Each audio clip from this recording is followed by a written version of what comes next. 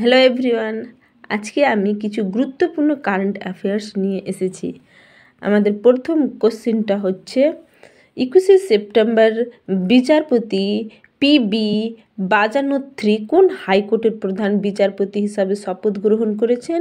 PB বাজানোত্রী Patna হাইকোর্টের বিচারপতি হয়েছেন 21শে সেপ্টেম্বর। দ্বিতীয় কোশ্চেনটা হচ্ছে সম্প্রতি কোন ব্যাংক ক্ষুদ্র ও মাঝারি শিল্পোদ্যোগ তাৎক্ষণিক ঋণ প্রদানের জন্য ট্রেড ইজি চালু করতে ক্যাশ ইনভয়েস এর সঙ্গে অংশীদারিত্ব করেছেন? Bank of India. 3 number question হচ্ছে সম্প্রতি ইন্ডিয়ার বিজনেস গ্রুপ কোন দেশের প্রধানমন্ত্রী লিভিং ব্রিজ অ্যাওয়ার্ডে ভূষিত হয়েছেন?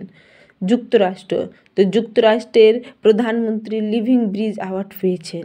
4 নম্বর কোশ্চেন হচ্ছে 2025 সালে সেপ্টেম্বর মাসে প্রকাশিত ক্রোল সেলিব্রিটি ব্র্যান্ড ভ্যালুয়েশন 2024 এর কোন ভারতীয় ব্যক্তিত্ব শীর্ষস্থান অর্জন করেছেন?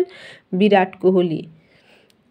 5 নম্বর কোশ্চেন হচ্ছে সম্প্রতি public enterprise selection board B Sairam কোন সম্প্রদায়ের চেয়ারম্যান ও ম্যানেজিং ডিরেক্টর হিসাবে সুপারিশ করেছেন? Coal India limited.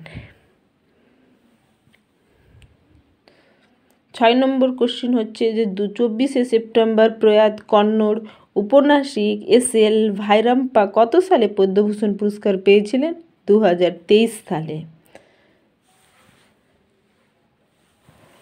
7 নম্বর কোশ্চেন হচ্ছে 23শে সেপ্টেম্বর সারা বিশ্বজুড়ে পালিত হয় international day of science language কত সালে প্রথম পালন করা হয়েছিল? 2018 সালে। 8 নম্বর কোশ্চেন হচ্ছে 22শে সেপ্টেম্বর কোন ফুটবল খেলোয়াড় পুরুষদের বিভাগে ব্যালন ডি অর দ্বারা ভূষিত হয়েছেন? Ousmane Dembele. And 9 number question হচ্ছে 25শে সেপ্টেম্বর ভারত সরকার মেক ইন ইন্ডিয়ার উদ্যোগে কততম বর্ষপূর্তি হলো? 11তম। 10 নম্বর কোশ্চেন 2020 সালে সেপ্টেম্বর মাসে কোন ব্যাংক ই-রুপি P2P ডিজিটাল গিফটিং বৈশিষ্ট্য চালু করেছেন? Bank of Baroda. আজকে আমি 10টা কোশ্চেনের অ্যান্সার বলে দিলাম, এরপরের দিন বাকি 10টা বলবো।